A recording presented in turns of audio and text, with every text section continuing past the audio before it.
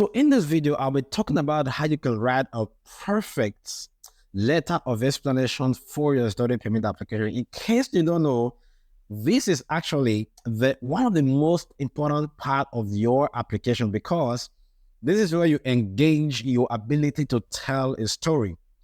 This is where you talk about, why you apply for the program. You talk about your background. I will kind of list all of the 10 things that you need to put in your letter of explanation. Talk about funds and your plans post-graduation. Very important, okay? Have you seen situations where the visa officers will say that if they refuse application, they will say, based on the purpose of visit? The reason is because you probably were not able to justify to the visa officer how this program relates to your background and how this program is going to benefit you. If you can't do that in the letter of explanation, it's going to be a problem, especially if your career trajectory is a little bit complicated. You've done this, your BSc, and what you apply for now, what you apply now for your master's or your diploma does not really match to BSc, then you need a lot of explanation. Okay, so I'll talk about 10 things that you should include in your letter of explanation today, okay? Now, the first one is going to be introduction, okay? You can, it's a brief formal salutation addressing the immigration officer review your application. It's not compulsory, but it's just simple courtesy. Dear visa officer, you can write, letter of explanation for study permit application. Dear visa officer, okay? Now, putting address, not important. Putting, let's say, immigration, whatever, in social country, not important. Title and dear visa officer, it's okay, because I think it is common courtesy to do that, okay? The next thing you want to do is to clearly talk about the purpose of the letter, okay? You can clearly say, I've gotten admission into a diploma in project management or master's in business administration, and I'm seeking for study permit in, so in this letter, I'll be giving, more details about why I applied for the program, my funds, and all of this as justification. Simple. The purpose of the letter need to be really clear, okay, in that first, but I've seen cases where people don't, even though they know you already applied for study permit, of course, right? But it's good to still mention that, and they probably, if possible, mention the start date and the end date of the program and the location of the college and all that in that first paragraph. Very important. The next thing is going to be talking about your personal background, okay? Now, this is where you talk about, the school you attended, and then you talk about your current work experience and all that. Now, I've seen cases where people will start talking about their secondary school. I mean, if you already have a bachelor's degree, you apply for a diploma program or master's or even PhD, who cares about your secondary school if nobody cares about it? So don't even bother talking about your secondary school. You can talk about your university degree. If you have a higher national diploma, you can also mention that.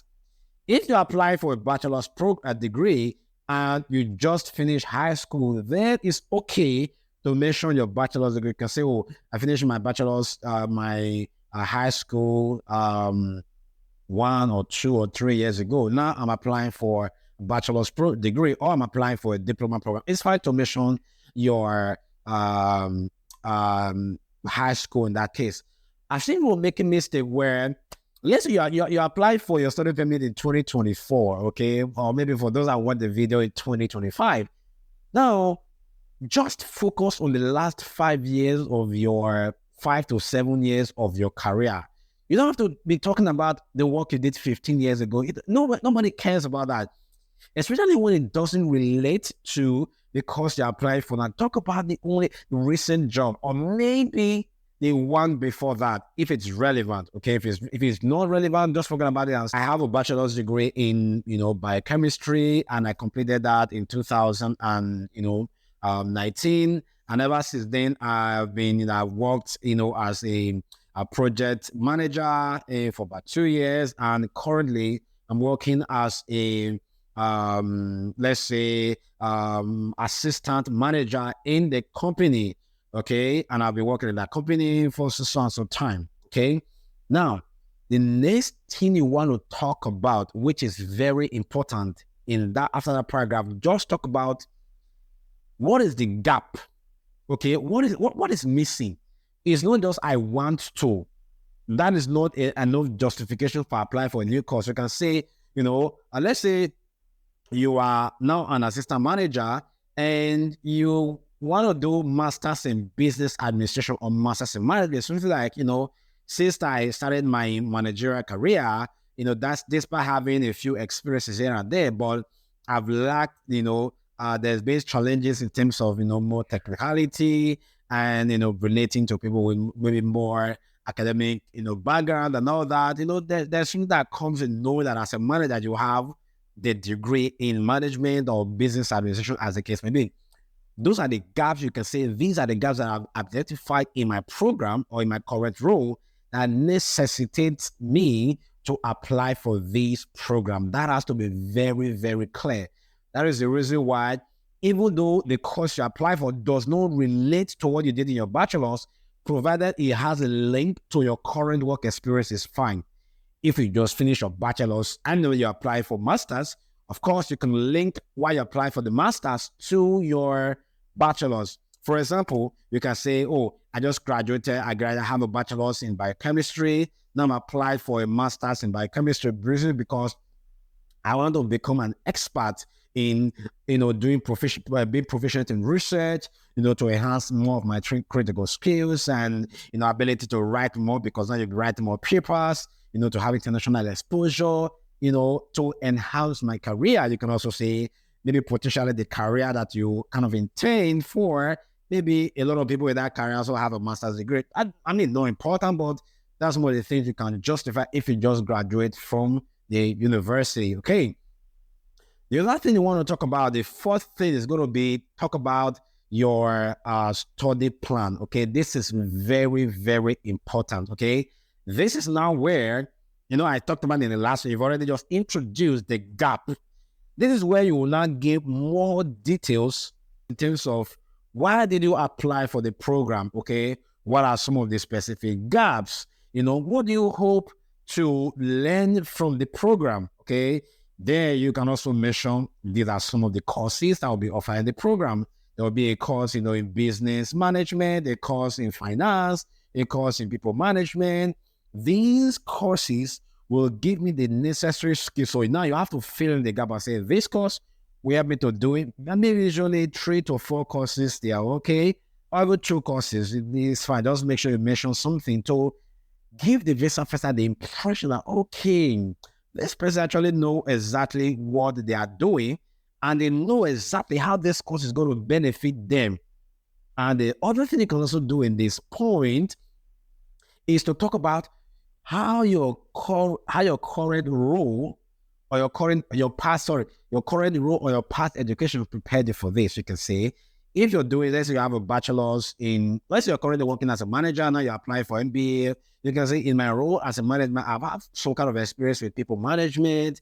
All that. This provides a solid background for a course that is going to be on communication and all that, just to convince the visa that you will be able to cope. Okay, very important. Now, the fifth thing that you want to talk about is to choose. Why did you choose Canada? Very important. Choosing Canada, I mean, you could have done this program in your home country. Some of the things you can do is to highlight, let's say the quality of education, the international exposure that you will get in Canada. Now because you'll be relating with students from other, countries, and then, overall quality of education, usually the top one that people say. You can just check a few things online and you should be good. Yeah, you can also talk about why you chose your school. The school offer, it's more robust in terms of practical approach to this program. The program has a co-op, whatever. You just hype the school, okay? Just hype the school. That way, it tells the visa person, okay, this person, they've actually done their research and their background, and they know exactly the school that they are getting into. Very important. The sixth very important component of your proof of funds is going to be your financial support. Okay. I've talked about financial support in a lot of my videos. So you can, this is where you talk about who is sponsoring you, what are the source of funds, if anybody have, sent money to you, you can mention all of these things here. Okay. You can mention the amount that you have, the total amount here. And then you can also try to maybe include the equivalent in Canadian dollars. If you're showing your local currency, you can say in bracket equivalent. So you can use the current rate for conversion. Although sometimes it's a bit difficult to know the rate. For the most part, maybe you can use the rate on Google.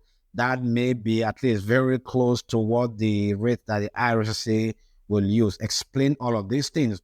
Now, there might be cases where the person that is sponsoring you, they'll be writing a separate financial support letter where they will give more details, okay? In that case, just mention it brief. This person will be sponsoring me. This is the amount that they're showing, and this is what they do, okay? And then just give the person opportunity to, explain all of the other things in their own letter of support. The seventh thing that I want to talk about is going to be ties to your home country. Okay. I know this is really tough, especially for those that are, if you're coming with your spouse and your children, they're kind of thinking, how am I going to prove my home ties? If you don't have properties in your home country, not a problem. If you have, you can use them as home ties. The most important thing to me you can use as home ties is usually just talking about what you're going to be doing back home. How compelling is the plan you have? I'm going to talk about that later on. The plan you have, you can use that at your home ties. Okay. Now, leaving your husband or your wife at home and let me apply a little because I want to use my home. That is not a guarantee. Okay. That doesn't really even add so much to your application. I know it's good for home ties per se, but it doesn't really add a lot to the decision that they are going to make, because people can go and not maybe for 2-3 years and their family don't join them and nothing happens. Okay, so if you have the funds available for everybody can apply together. Okay, if you have the funds available and you apply for masters and PhD and some of the other eligible courses like that. Okay, now I'll talk about the future plans, which is a way to justify your proof of your ties to your home country in the next points. Now, the ninth thing is going to be on the eighth thing. Is going to be your previous travel history. Now, if you've traveled to other countries, you can mention that. But for those like someone like me that haven't traveled abroad before coming to Canada, it's a problem, right? Just mention that you haven't. This is the first time you have the opportunity to travel abroad. It's not a problem. I don't think a visa officer will actually deny. I've not really seen a lot of denial based on travel history per se. Okay, so don't be worried that you haven't traveled abroad. Just focus on some other things. Another thing which is very, very important, I would say, if you can spend 2 paragraphs on this, please do.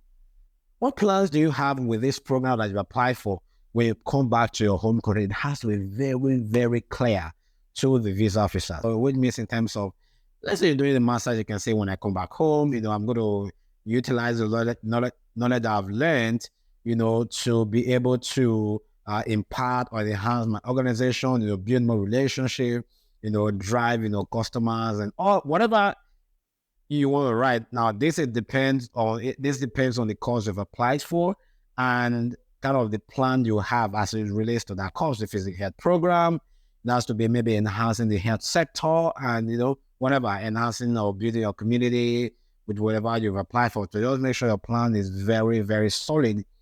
If this is very good, it is also a home type because now you already have a very concrete plans, which means when you finish your program in Canada, you are going to go back home because you've already showed them now that you have a very concrete plan when you arrive in Canada, when you finish your program. The last thing is going to be just a final conclusion, right? And of course, there is where you can just appreciate the visa officer for taking that time to review your application. You don't have to do that, but it's just simple courtesy. And just say, your study permit is not just, it's not a right, it's a privilege that you are given and you promise not to violate, any study permit conditions when it is approved. And We would so much appreciate if you get an approval so that you can study this course. Okay, that's about it. So it is a story. Okay, make sure all of these different components are there.